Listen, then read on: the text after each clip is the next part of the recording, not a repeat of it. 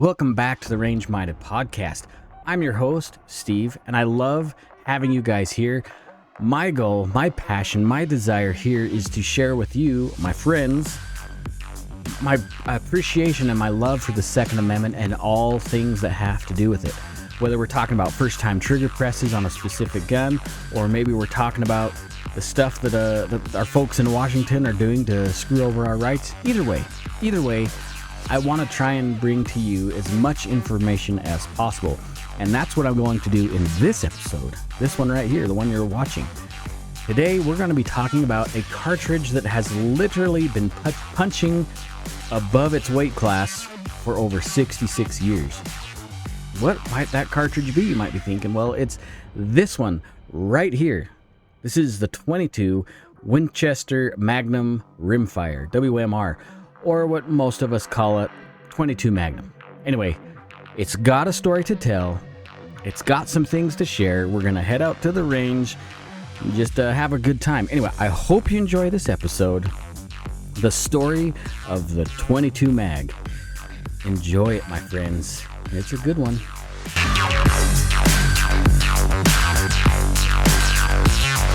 Let's set this stage a little bit. The year is 1959. Eisenhower is the president. If you turned on your AM radio, most likely you're going to hear Elvis singing something. Some of the sexiest cars ever built in America are cruising down Route 66. And Winchester, they're hard at work. Their engineers are trying to devise something new. So up to this point, 22 long rifle is probably the most predominant, at least rimfire for sure, but one of the most predominant rounds in America. It's been used for decades, from anywhere from, just target shooting, plinking, or even maybe some small varmint hunting, taking care of little predators trying to attack your chickens or whatsoever. 22 has been around for a very long time. But one of the issues with 22 long rifle is it just didn't have enough punch, enough impact, enough power to take care of some of the bigger critters out there. Coyotes, muskrats, that kind of thing. 22 long was just a little bit bulimic.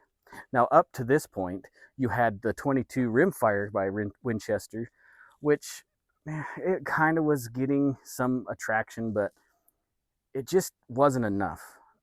They elongated the 22 long rifle case just a touch, but it just wasn't doing what Winchester had anticipated. The bullets ended up being a little less accurate. There wasn't enough pressure to really do what they wanted to. So Winchester engineers decided, all right, let's take that casing, let's revisit it, and let's extend it even more. So they ended up taking it and extending the case to, I think it's 1.055 inches, so much, much longer. They beefed up the walls of the casing. And then they put a 40 grain lead pill inside of that thing. What ended up happening is not only did they get greater pressures, obviously, because they were able to put more charge in there, but they found out that through a rifle length barrel, they were pushing about 2,000 feet per second, which is like a 50% increase to the 22 long rifle. So they're getting more power, more pressure, and pretty solid accuracy compared to the Winchester rimfire that they had previously designed. And then they called it the 22 Magnum. Well, it's the 22 Winchester Mag, or WMR. WMR.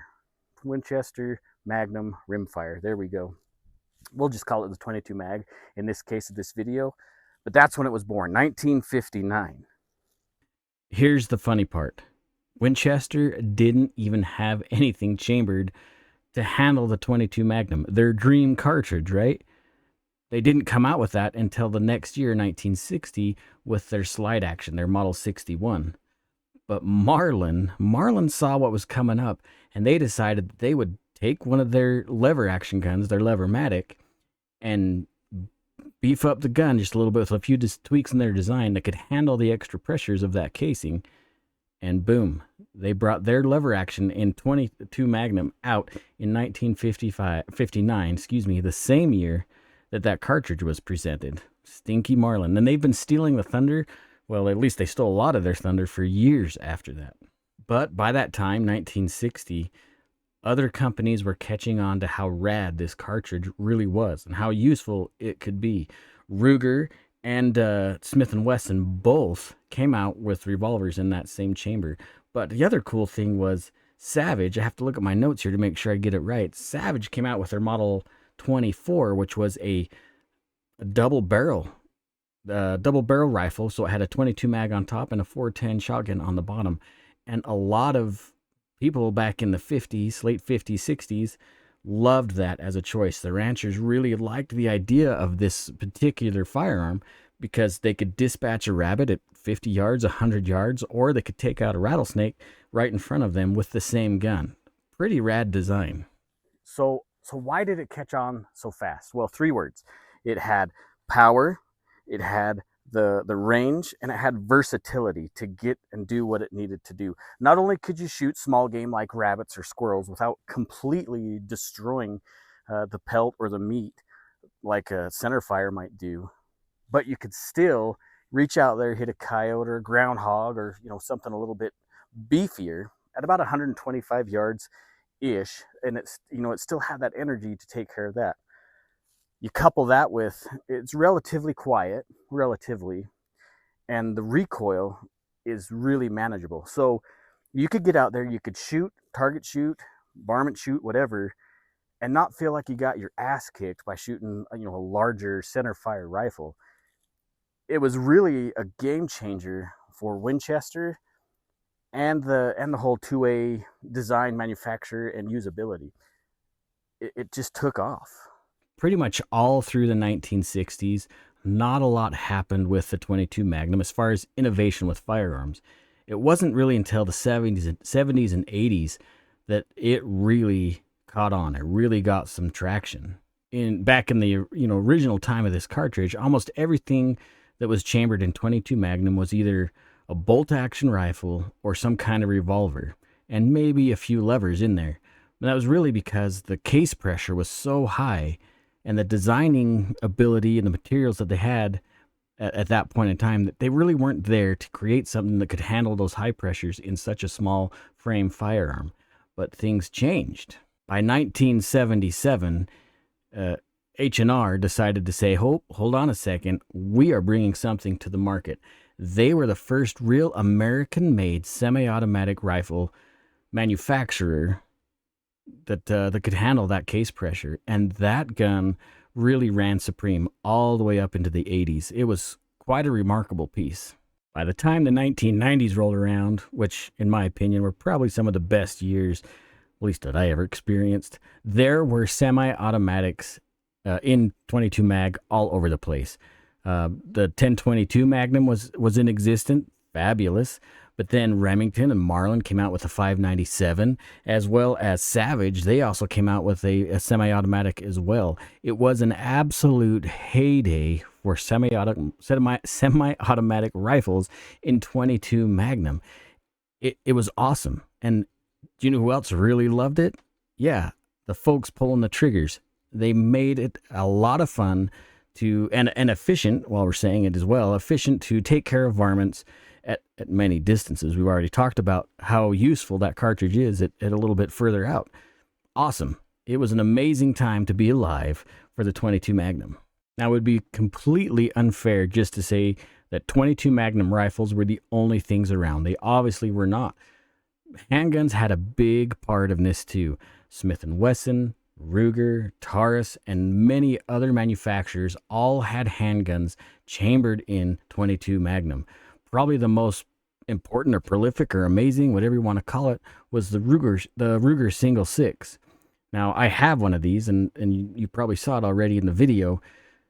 I absolutely love this gun. What made this gun, the Single 6, such a great buy is it came with 2 cylinders, one for 22 long rifle, one for 22 Magnum, which gave shooters way more enjoyment with the same firearm. They could plink with the 22 long rifles, have a good time, shoot all day, not get worried about it. But then if they wanted to go hiking or whatever, they could throw the 22 Magnum cylinder in, and they had something that definitely carried a little bit bigger punch and had a few more uses as well. Awesome gun. If you can get a hold of one, I highly recommend it. Super rad. Even North American Arms, which say what you will about the company, even they make a very tiny 22 Magnum revolver which you could conceal carry. Usefulness, that's up for debate. Accuracy, not really. But yeah, they did make a revolver small enough to carry deep concealed carry in 22 Magnum. Now you might be thinking, Steve, seriously 22 mag as concealed carry? Hold on a second. Just, I know what you're saying, and I know there's lots of videos out there already commenting on this, but it might be a viable option. And there are a lot of cartridge choices in 22 Magnum, which might make that a good option for you. Now, I get this. The 22 mag doesn't have the penetration that a 9 or 45 will, and it's not going to expand as well as what you need to for a defensive projectile needs to expand. It's not going to dump that energy as well because there's just not as much there. But for a beginning shooter, for somebody who's just starting out, that's really trying to get in, their foot into the door of carrying, this might be a really good option. Again, not a lot of recoil. It's got some serious punch for what it is, and it's just easy and fun to shoot. It might be a good option. Go to the Ruger LCR, I think the LCR-X in 22 Magnum. Lightweight revolver, easy to carry, a frame big enough for you to get a hold of, and fairly accurate. In 22 Magnum, I think that's a great option. There are plenty of other handguns chambered in the 22 mag that could be an option as well, not to mention things like the Keltec CMR 30, which is kind of a PDW type of firearm. They seem to run. They seem to be a great option as well. There's so many things out there that you could easily quantify or at least put in the bubble of concealed carry or self-defense tool. It's a very viable option. Is 22 Magnum going to stop a bear? Probably not. Is it going to at least make somebody think twice about doing something stupid if you're using it as a concealed carry tool? Maybe. Obviously, there's the whole proverbial argument about, I don't want to get shot with a 22. Well, I don't. Definitely. Nobody wants to get shot with anything. Again, something is better than nothing. This might be a really good choice for some folks in the concealed carry side of things as an option for a life-saving tool. And I know I mentioned the Savage Model 24 a little bit ago. Well, it kind of got a reboot too. Chiappa brought out their Model 42 and the M6 survival gun, both combinations, 22 long rifle, one barrel, and the Badger has the 410 and the survival has the 12 gauge barrel. So tons of options, things that are still being created to match that, combination double barrel idea. Stuff's still happening with the 22 Magnum, and it's cool. And with the such versatility in firearms chambered in 22 Magnum, it's no wonder that it's kind of like the do-all Swiss Army knife kind of cartridge in the gun world. It's liked by survivalists and small game hunters to just people that want to plink and have a good time. That cartridge meets all the criteria for all sorts of good things, which we all can enjoy. It's so rad. It's such a cool cartridge. Now let's talk about the ammunition itself real quick. Originally, like I said earlier, when Winchester created this cartridge, it was a 40 grain projectile that was pushing roughly, like I say, about 2,000 feet through a rifle length barrel. Nowadays, you can get a plethora. Do you even know what a plethora is? A plethora of ammunition choices for the 22 Magnum. You got 30 grain all the way up to 50 grain, and maybe some mixes in between there. You're pushing anywhere from 2,500 feet ish with the 30 grain bullets to about 1,550, somewhere around there with the heavier bullets. Not to mention Winchester, Hornady, CCI, all these companies, major companies, are making ammunition choices. Even a VMAX from Hornady for large varmints or predators like coyotes. Tons of options out there, which makes this cartridge incredibly versatile. You can use it for all sorts of things. And even though 22 long rifle is definitely cheaper than 22 Magnum, you're going to be spending maybe 40 to 60% more on the 22 Magnum ammo compared to the 22 long rifle. The benefits of reaching out farther, hitting harder, are definitely there, and it's a fantastic option. Let's just say that you zeroed your 22 mag at 100 yards. At 150 yards, you're going to see about a 6-inch drop from your zeros. Whereas if you take your 22 long rifle and do the same thing, zero it at 100 yards, when you get out there to 150 yards, you're going to be dropping 9.5 inches. So there's a drastic drop. Plus, the energy that you're going to be hitting at 150 yards is still going to be pretty amazing. With the Magnum, you're going to be hitting about 114 pounds, foot-pounds of energy at that distance, whereas the 22 long rifle, it's going to be 85, 87 foot-pounds of energy at 150 yards. So you're really keeping the energy longer. You're pushing a heavier projectile faster at better accuracy. Now, I know this isn't going to be some kind of a sniper rifle, long distance precision gun. I get that. It's still a 22 rimfire, but you're keeping energy longer. You're seeing less drop. Now, I don't know what it's going to be at 200 yards and 400 yards. You're not going to see a lot of.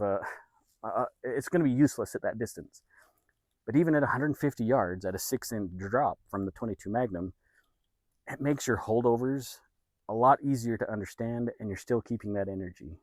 Now, as far as finding the ammo, sometimes it can be a pain in the butt, especially during the time period. It was kind of a bugger to get a hold of. Like I said, it is definitely more expensive. Most gas stations, at least where I live, out here in rural Idaho, I can go to the gas station and pick up some 22 long rifle. Chances are I probably won't find Magnum at the same gas station, which is fine, whatever. So availability can be an issue, and we had already talked about price. It's going to be more expensive to shoot. So it's not really, if it's something you just want to go plinking with, definitely 22 long rifle is probably your best option. There's so many ammo choices, there's so many firearm choices that the ammunition's cheaper. But sometimes there is an itch you just have to scratch, and only the 22 Magnum can give you that opportunity. It's just a hard caliber to beat. Now, understand, and I think we're going to talk about this later, maybe we already have, the way I've edited this video is kind of, the 22 mag eventually turns into the 17 HMR. Now you're getting a lighter bullet, which is going so damn fast, and it's incredibly accurate. But if you understand bullets and weights and all that stuff, you understand that maybe that is a good choice, maybe it's not. But we're not going to talk about ballistics in this video. That's up for you to study on your own. Maybe we'll talk about it in some other video. I don't have a 17 HMR. Damn, maybe I should buy one. We'll get to that later. Let's look at some other stuff. Just a little side note, before we started shooting, I thought this was really interesting when we start talking about metallic cartridges in the United States, specifically rimfires. That's a long history. And starting with the 22 short, which was the first really viable metallic cartridge, I can't even say it, metallic cartridge in the United States, that was brought out in 1857. Almost 100 years before the 22 Magnum. 1857. Think about that. How long we have had metallic cartridges. I get that. 22 short, yeah, it's kind of not really that amazing. But it created this huge run on functional, enjoyable, usable for all ages firearms, and a cartridge choice that is still going strong today. Like I said, we started at the 22 short, and then the 22 long, then the 22 rimfire, and then the Magnum. But now we have so many other rimfire choices that are out there. It's pretty crazy to think that starting in 1857, we have this little 22 short, but now in 2025, I'm out here shooting a 22 Magnum. It's crazy. It's crazy to think how long that rimfire history really is. It's something that we got to enjoy, right? Now, the long rifle came out in 1887 and then lasted all the way up, like I said, into 1959. That's That's just amazing to me. It just blows my mind. And then we take good American engineering and we take these cartridges that are just tiny, and then we start developing center fire, and now we have just so many amazing choices to express our love for our 2A rights. Like, it's just it's just awesome. All right, enough of me talking. Shall we do some shooting? I think we should. Let's go plinking. Now, before we do any kind of shooting whatsoever, whether it's me out here out in the middle of public land or you at an organized range, it doesn't matter where you're at or who you are with, you need to always be following the 4 basic or general firearm safety rules. Say, first and foremost is we're going to treat every gun like it is loaded all the time, no exceptions, no exceptions whatsoever. Second, because we're going to treat that gun like it's loaded, we're never ever going to point it at something that we're not willing to destroy. So we want to keep it pointed in a safe direction. For here, the safest direction for us today is either straight down to the ground or just down range. Okay, we're not going to go way above our backstop. We just want to make sure that we're not pointing at something that we're not willing to destroy. Third, we're going to keep our finger off of the trigger and outside of the trigger guard until we've made the conscious decision to fire, right? We want to make sure that we're not accidentally messing with the trigger and it goes off when we're not expecting it to. Then the fourth one is, and I kind of already alluded to it, is we want to know what's in front of our target and what's beyond. Obviously, in this case, we know where the backstop is. I know where these bullets are going to terminate. I know what my target is, but I just want to make sure that no matter where I'm at, that I'm aware of what that bullet could potentially hit. So as long as we're following those 4 rules, everything should be cool. Everything should be fine. Yeah, things could still happen, but we're doing our due diligence to mitigate as much as possible. So always, always, always adhere to those 4 general firearm safety rules. Now, I know we already talked about, Steve, stop talking. I got it. I know we talked about making sure we maintain the general firearm safety rules, but something that really should be an addendum to those is good eye and ear protection. Are we expecting any kind of failure out of these guns? No, of course not. But you never know what's going to happen. When it comes to hearing, though, you only have your 2 ears, right? Once that hearing is gone, it's gone. Maybe unless you discontinue or don't consider expensive surgeries that I know I can't afford and I doubt you guys can afford. Make sure you're getting good quality ear pro. These are my Peltor. I think they're the 500s.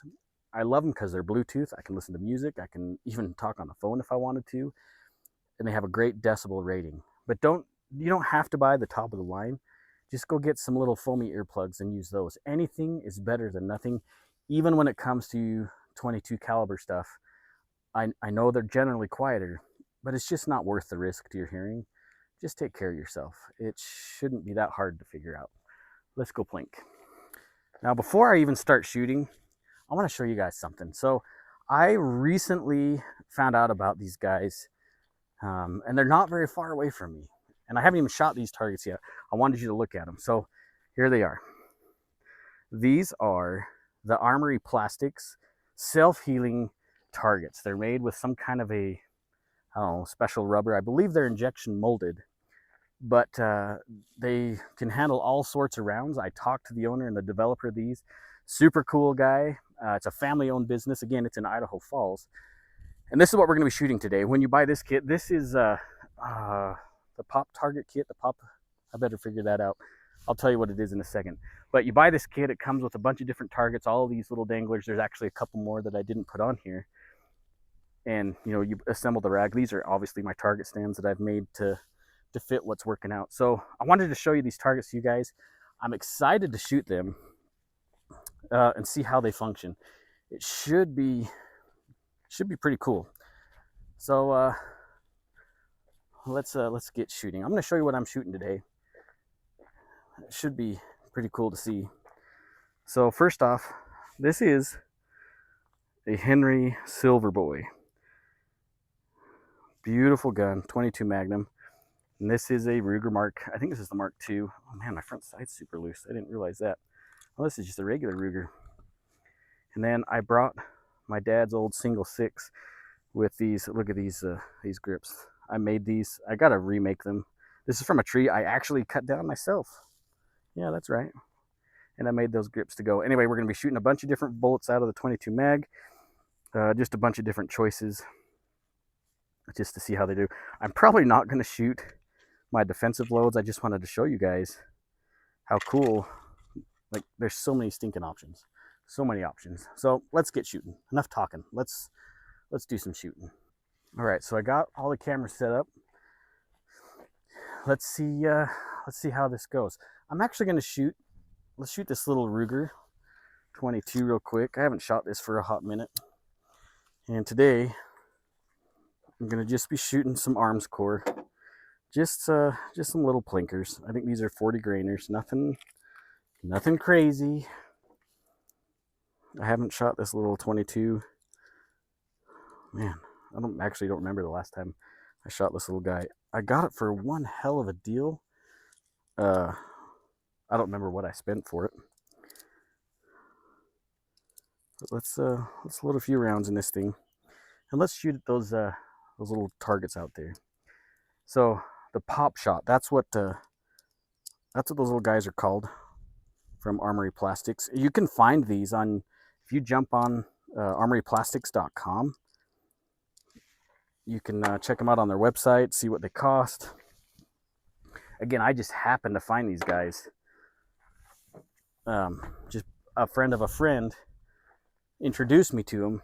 I had no idea that they even existed. So, all right. That did not pick up a cartridge. Maybe I won't be shooting this thing. What's going on here? There it goes.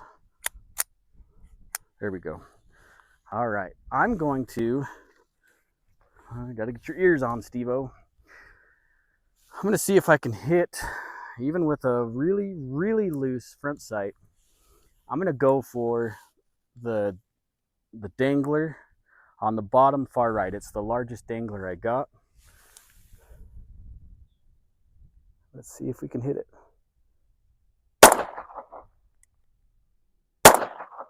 Holy cow, way high, way left. There we go, hit that one. These sights are so far off.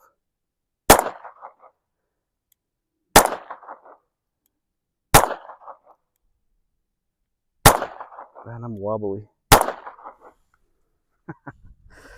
Oh, that's awesome.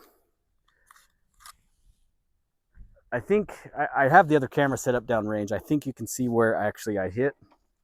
Those first couple of rounds, like I say, these sights are so far off. At least that's what I'm going to say it is anyway. So I'm going to try and hit that. I got 2 rounds I just put back in. Let's see if we can hit the center dangler.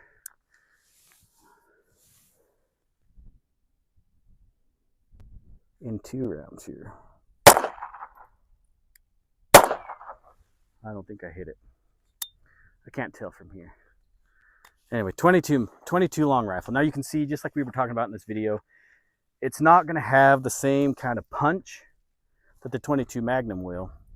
So just for the hell of it, let's load up. Let's see, what do I got here? We're going to start with the Winchester 45 grainers. These are called Dynapoints. Small game hollow points. And should we shoot them out of the single 6, or should we shoot them out of the rifle? You know, I haven't shot that single 6 for a minute too. It's probably been a year since I had that thing out. Maybe we'll start with that one.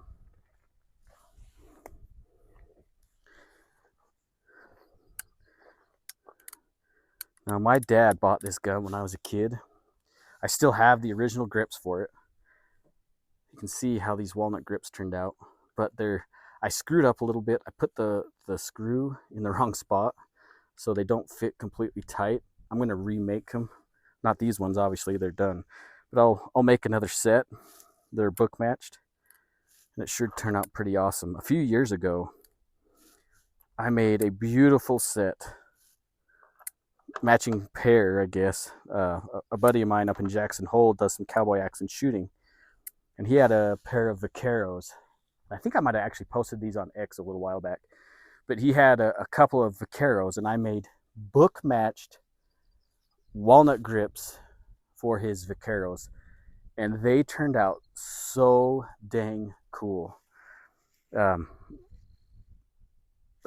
I just like doing that kind of stuff. Plus, when it's a tree that you actually harvested yourself, it's got some sentimental value to it. Not to mention that the tree that I cut down was in my parents' yard, so there's so much heritage. Not only in this particular single six, by the way, it's a 3-screw. If you guys are wondering, the owner, my dad, who I eventually inherited after he passed away, the grips I made for it, like it's just got some wonderful ties. That's the beauty about the Second Amendment and gun collecting, is it's not just about the right to keep and bear arms. It's about the stories, the history, and the memories that can be made while enjoying, shooting, target shooting, hunting, any of those experiences. I know a lot of you guys grew up hunting with your dad or maybe your mom, I don't know, and you have those core memories that last forever. So just remember that as you're exercising your 2A rights and you're really expressing your joy for guns and the gun community, that's why it's so important to share it with other people. That's why I always say take somebody shooting, because it means so much more than I think a lot of us give it to. Anyways, enough shooting. No, enough talking. Let's see if I can actually hit something with this single six. Now I'm going to scoot over a little bit. I don't know if you can see the target downrange. I'm using my watch to see what you're seeing. Whew. Let's see. I'm going to go slow that bottom right dangler again. Let's see how I do. This is 22 mag, 45 grainers. There we go.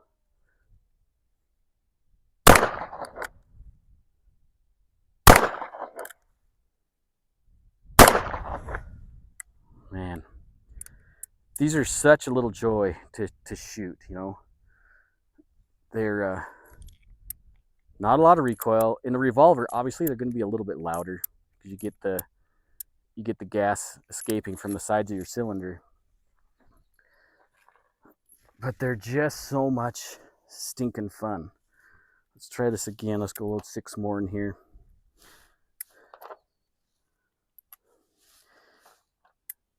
Again, we talked about long range out of the 22 Magnum. You're not going to have a great, you're not reaching out there, especially 100 yards on a revolver. Maybe you will. In fact, let's just, for the heck of it, I don't know if you can see, there's so much trash out here, but there's a white tarp way out there in the distance. I doubt you can see it on the, maybe you can from where you're at. Now that's a huge target. I'm guessing that is like almost a 4x8 sheet of something that somebody put up there. I'm just, for the heck of it, I'm gonna just shoot at it. So let's see, here we go. Well, I'll be damned, I hit above it. Now, to the left of it, probably 9-10 feet, there's I don't know if it's a rock or maybe a milk jug. It's a lighter color up there on the face of those rocks back there. Damn, maybe I did hit it. Just to the left. Wow, okay. I lied to you guys. That's from here, from where we're at, it's probably 150, 175 yards, just guessing. Could be a little bit farther, honestly. So I lied to you. Like, it was pretty dang close at that distance. I almost brought some tannerite out here today just to make have some fun. But we've had issues out here in the past with people messing with tannerite. It's probably early enough in the year that it's not going to cause any kind of fire issue, but it's not worth it to me to to have some, start a fire. I don't want to deal with that. I mean, the podcast makes no money as it is. It can't afford to pay for a wildfire. Let's shoot this beautiful guy. Again, this is my Silver Boy. I bought this for my dad for Christmas a few years ago. If I can remember, I'll put the picture of him unwrapping it. This means a lot to me. Much like the single six back there, there's a lot of core memories made. I lost my dad a couple years ago now. So to be able to have this rifle, it just, man, it means the world to me. One day my son will get it, and maybe he can take his kids when he has kiddos to shoot with it too. My dad did not shoot this very much. I have a sneaking hunch that he just cherished it, which is totally cool with me. Get a little sentimental sometimes. Let's see what this rifle will do to those targets. Let's see if I can. It's only 25 yards to those targets, so it's not like it's some kind of great distance here. Now, if you haven't ever shot a Henry, you're totally missing out on the experience. They've had years and years and years to perfect.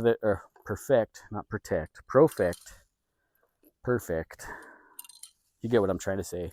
They've done a really good job making their rifles, and they keep getting better and better and better. So if you haven't bought even the 22, just the regular 22 longs, man, they're just so much fun to shoot. They're great guns to teach little ones how to target shoot and how to respect, the guns. They're fantastic. Their fit and finish is awesome. They're American made, and they're a good pro 2A company. Sometimes you see these firearms manufacturers support things that make you wonder what the hell they're thinking. Henry's not one of those companies. I'm gonna go for that middle dangler, the plate, whatever you want to call it. And at 25 yards, this should be nothing for this rifle to do here.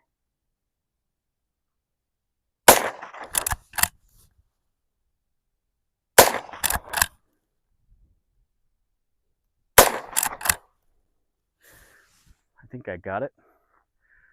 How about that little tiny top left dangler? That's about, I think it's about a 3/4 of an inch circle that I have to hit. I'm going to do it standing. See how I go here.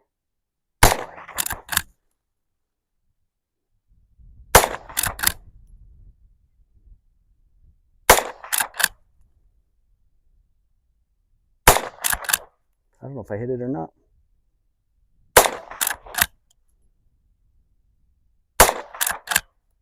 Scaring it, that's for sure.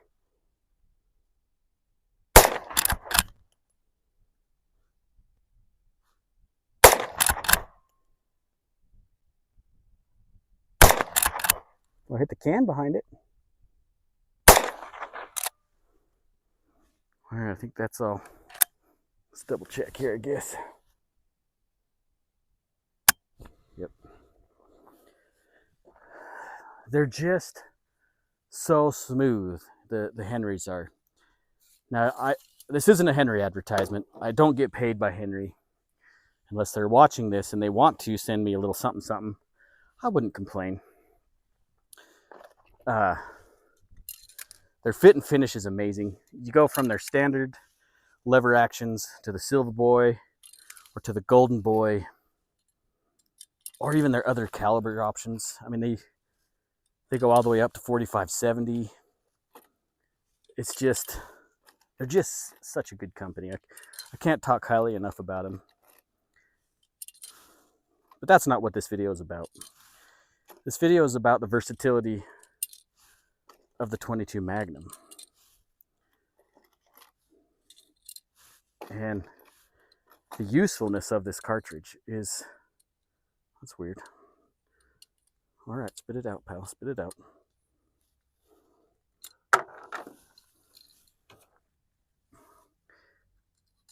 it's just been such an amazing cartridge over the past, what, 66 years now that the Magnum's been around. And it's going to keep going strong. Like, I don't see any reason for it to not to. I mean, we talked about the versatility of even like a carry option. They're making gold dots. They're making critical duties in 22 Magnum. Now, if you push that out of a little snub nose like a Ruger LCR, you're not going to get 2,000 feet per second. But you're going to get something that's got minimal recoil, fairly good penetration like we talked about. And it's something that maybe a little old lady's willing to carry where she's a little bit shy of the recoil. It gives her an option. So don't discount the 22 Magnum. I'm going to aim at that same spot. Again, I don't know if you can see it out there, not the big white tarp. I'll see if I can circle it when we edit this video out. But the same spot I was aiming at with the revolver. Wow, way low left. I was more accurate with the revolver.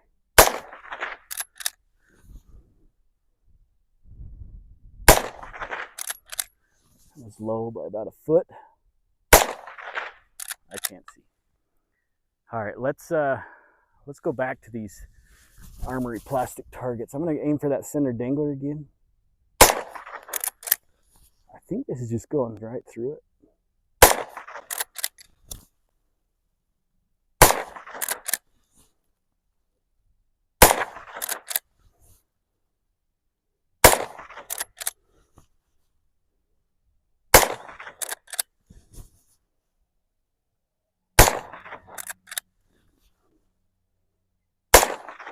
Now, the nice thing about these, I think it was the last one, the nice thing about those little Armory plastic targets, like I said earlier, they're self-healing. Now, they're not going to be like you or me when we get hurt, and there might be a little scar.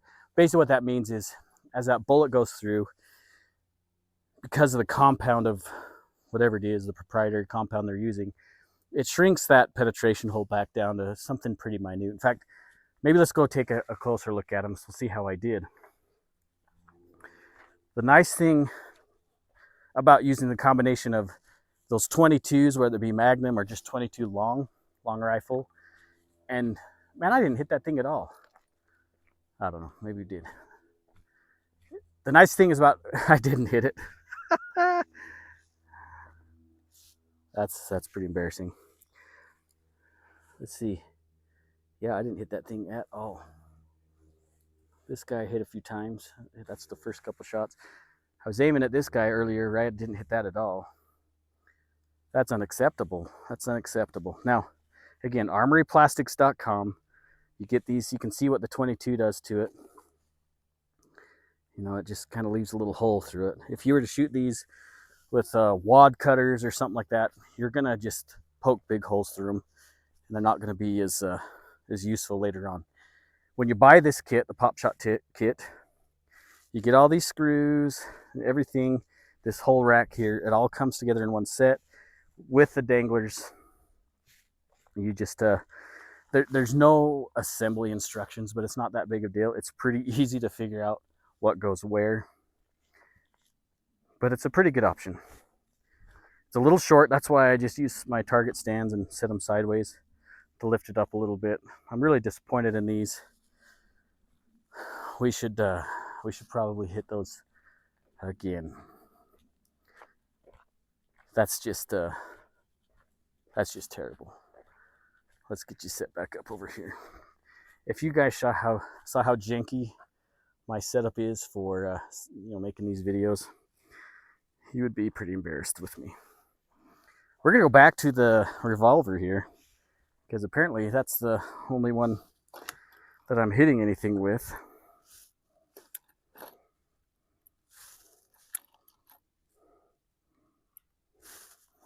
Right back to the single 6. I'm going to try and aim for that little 3/4 inch target on that top left.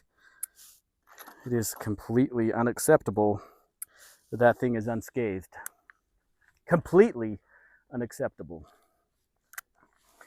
Nice, relaxed, wide-footed stance to manage this heavy recoil. Whew.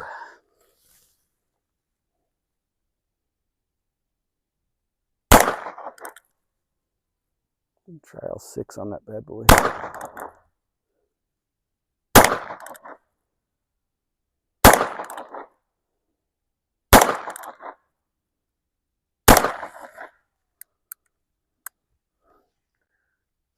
I'm gonna walk down there just to see if I made some redemption. The answer is no. No redemption for this this blind cowboy.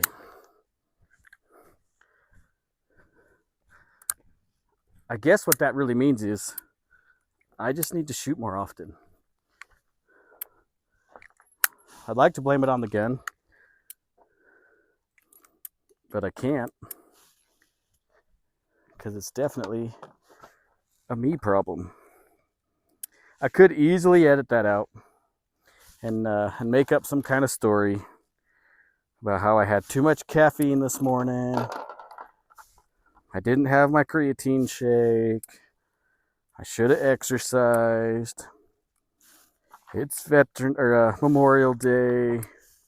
There's always an excuse. But I can't use those excuses. Whew. Here we go. I'm going to go for the small dangler in the center.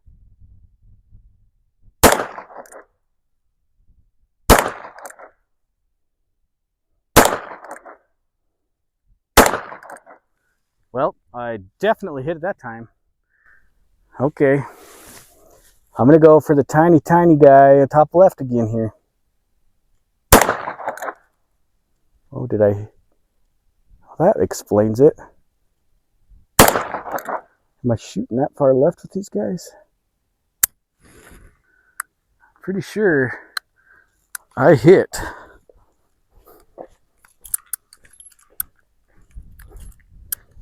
Yeah, I did. I hit the, man, that could be the issue right there. For some reason, I'm hitting like 4 inches to the left. Not down and left, like somebody who's shooting a Glock that doesn't know how, but 4 inches left, like, I don't know, maybe I got an issue with my eyesight, or I don't know if you guys can hear it. There's people out there riding their motorcycles again on Memorial Day. This place gets pretty hopping. I'm going to shoot the top right dangler. We had one shot. Man. Perhaps I should have broke out some paper targets to see how I'm doing. I'm going to open this next box of Arms Core. Same stuff. Oh no, that's 22 long. I don't want to shoot that. I don't want to shoot my VMAXs either. That stuff gets expensive. These are the next ones here. These are 40 grain full metal jackets for varmints and small game.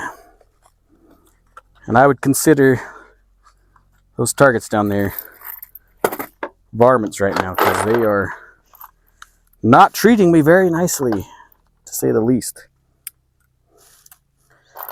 Now you can see, I don't know if you can see these full metal jackets. Much like the regular rimfire 22, the Magnum is going to be dirty. I mean, it's a rimfire cartridge. So taking care of your equipment is just as important. Maintaining them, you know, oil them, clean them, put them away nicely, read them bedtime stories.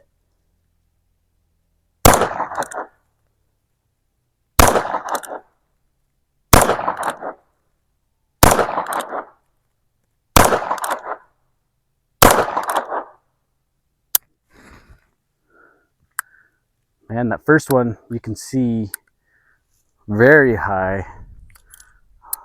Maybe I'm doing the sights wrong. You know, sometimes you got to look at the sights. Pumpkin on a fence post, meaning you put your target on top of your front sight post. Sometimes you bury the target behind. Maybe this is set up for the target sitting right on top of that front sight. We'll try a few more here, see how it's going. There's nothing like some B-roll footage here to make things a good time. All right, same top right dangler, and we're gonna put the pumpkin on the fence post here. Ugh.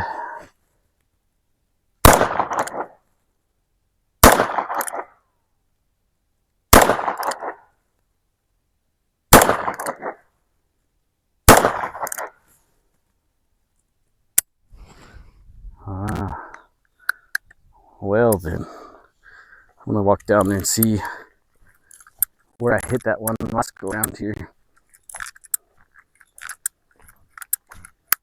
Oh, looks like, just right on the outside.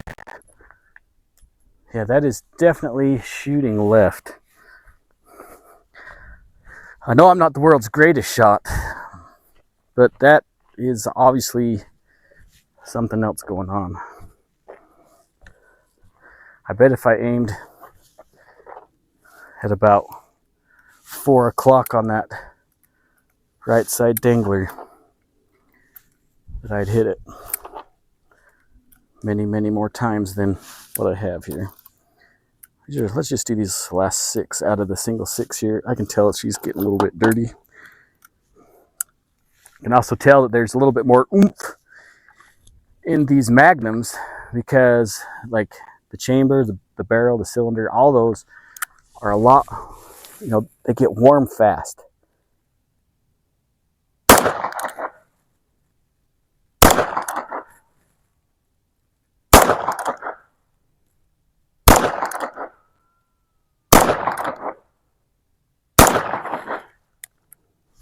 Make sure, I'm pretty sure that was 6.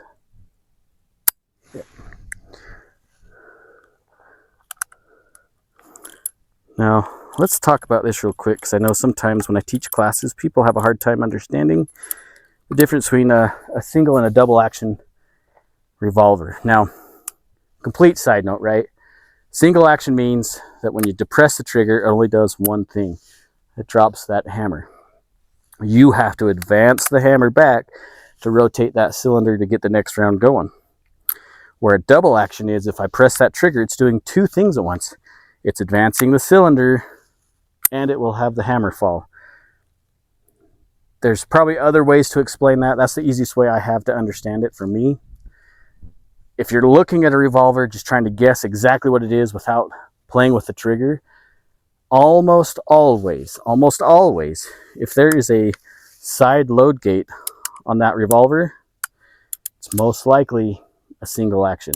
Double actions tend to have some kind of a button to release the cylinder out to the side of the revolver, and then you can extract those spent casings out of the cylinder from there. Let's go ahead and put this thing away.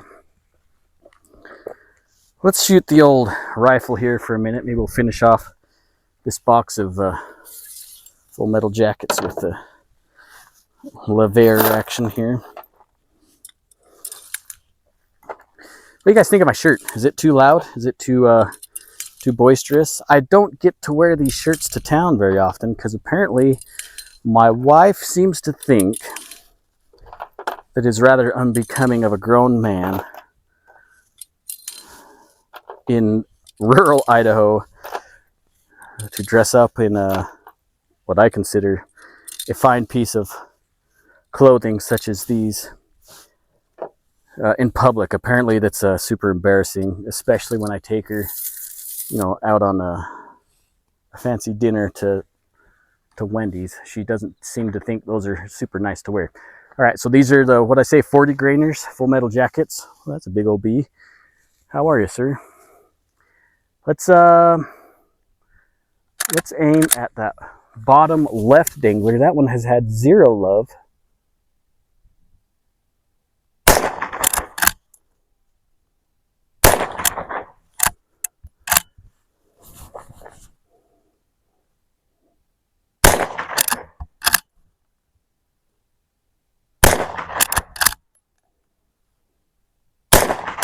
Switch things up again.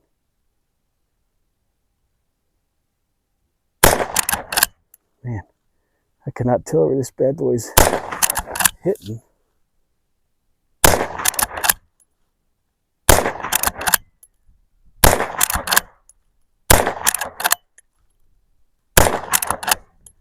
Nonetheless, it's just fun to plink. Now this little extravaganza today, shooting these magnums, is probably gonna be a little bit painful on the old wallet.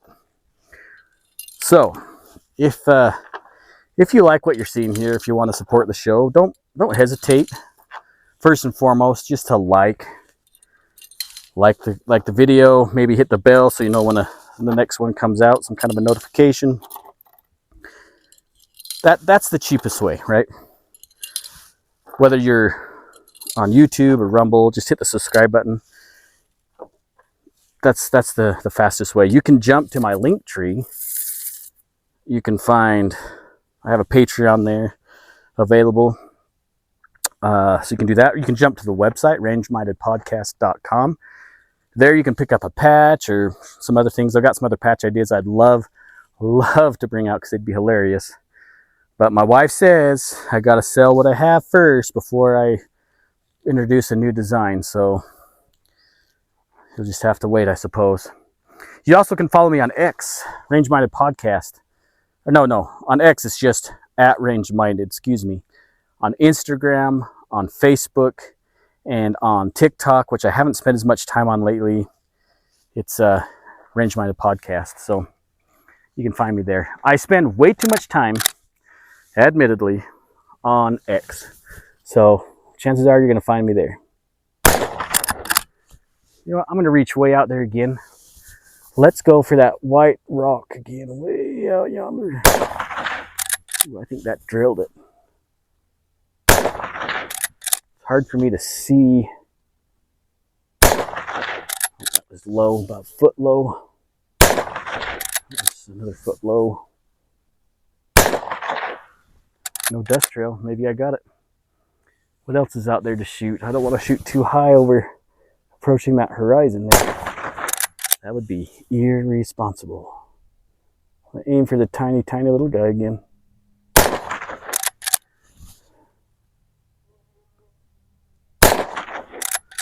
That is such a small target, that top left target there. I might have got it that time. Definitely pulled that one. Felt it. Ooh, that's hot. Anyway, that's it. Let's jump back to me in the studio. And, you know, it's not yet. We need more B-roll footage, bro. More B-roll.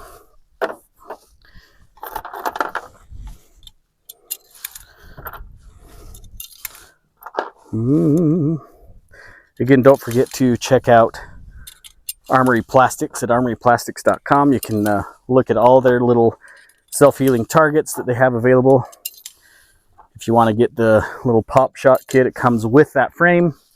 That's the rest of those right there. It comes with the frame and with what I think it's, let's see, I'm over here not paying attention.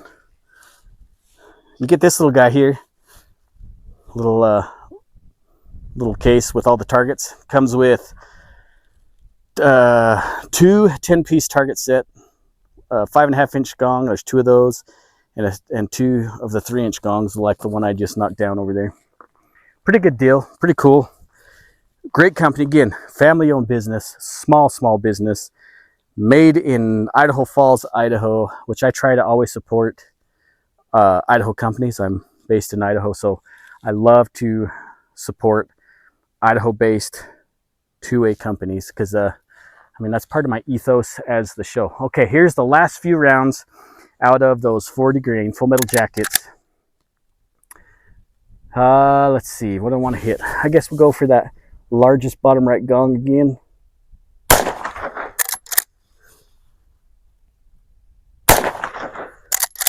I really can't tell if I'm hitting it from here. Bottom left gong.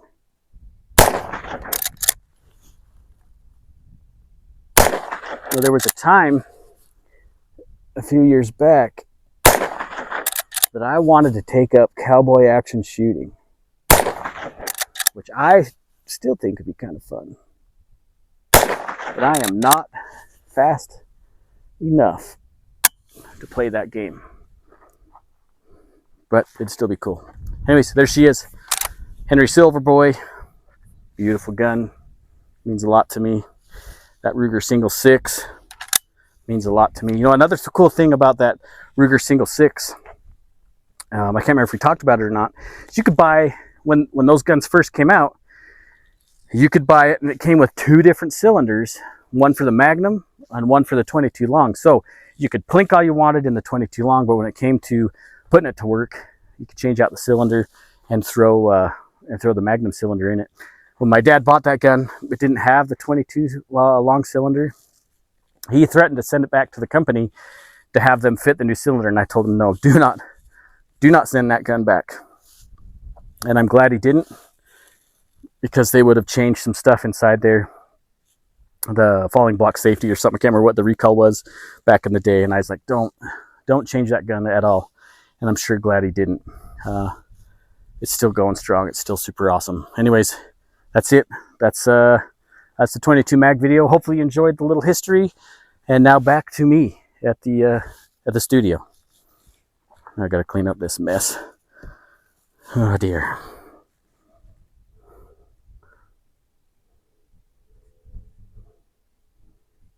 I know what you're thinking. Steve, this is 2025.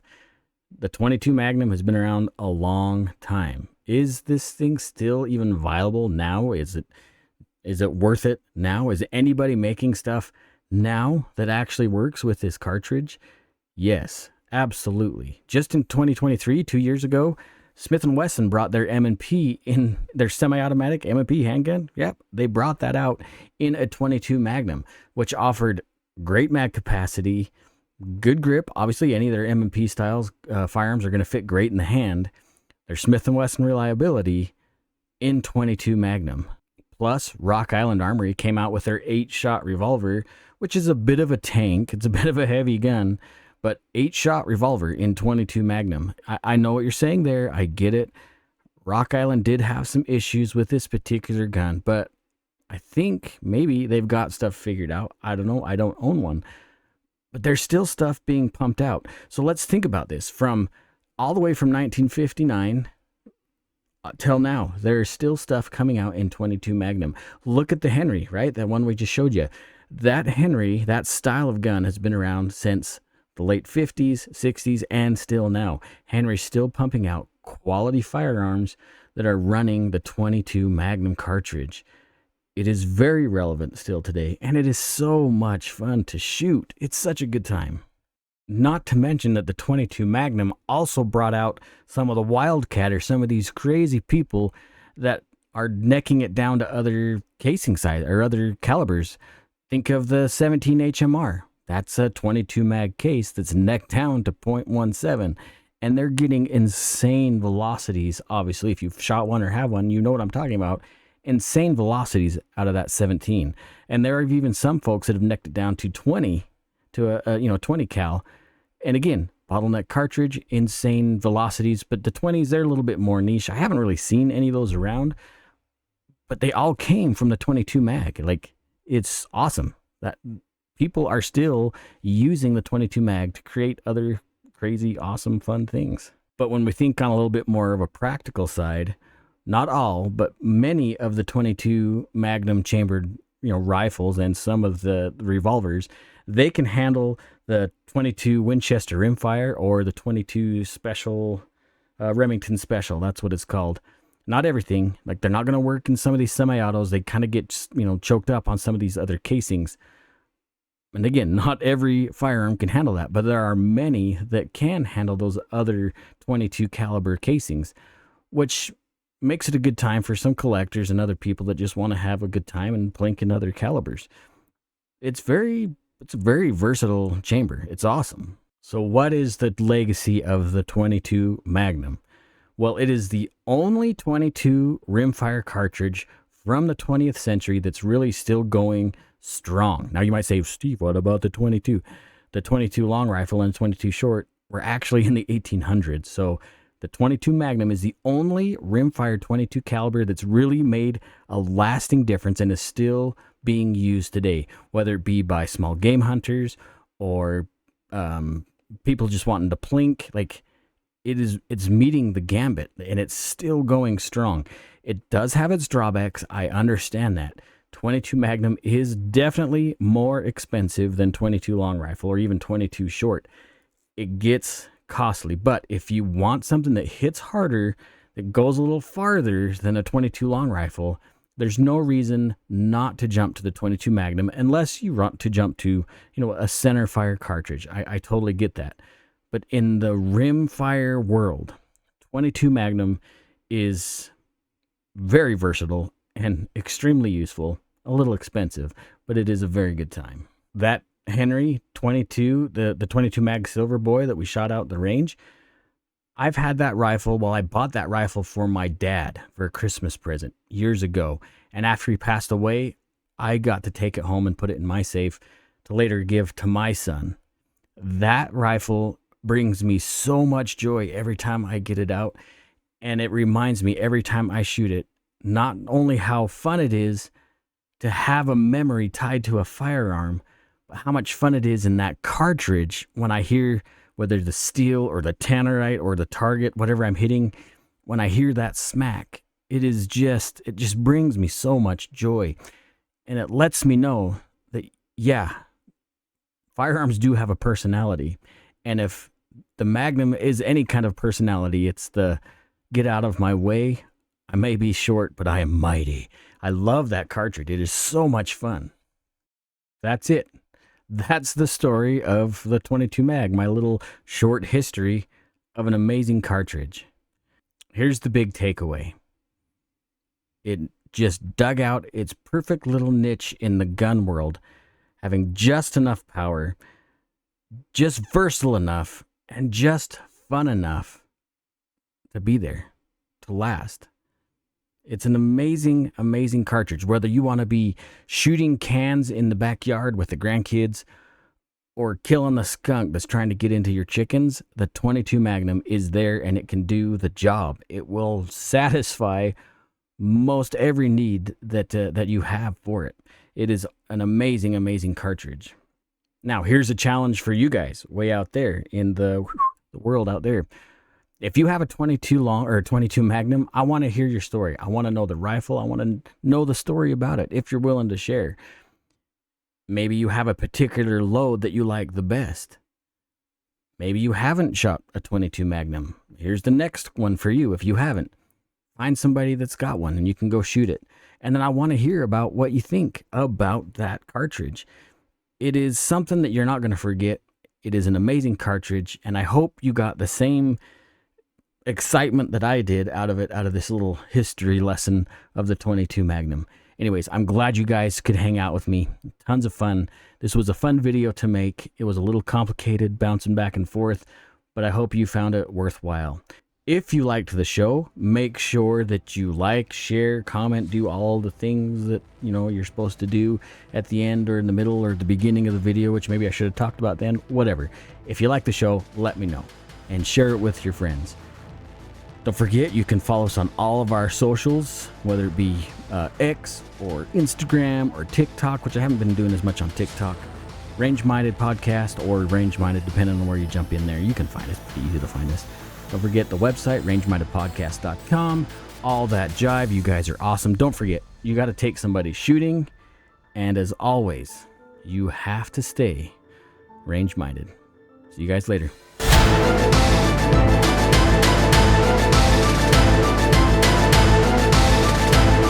And on the third day, God created the Remington bolt-action rifle so that man could fight the dinosaurs and the homosexuals. Amen.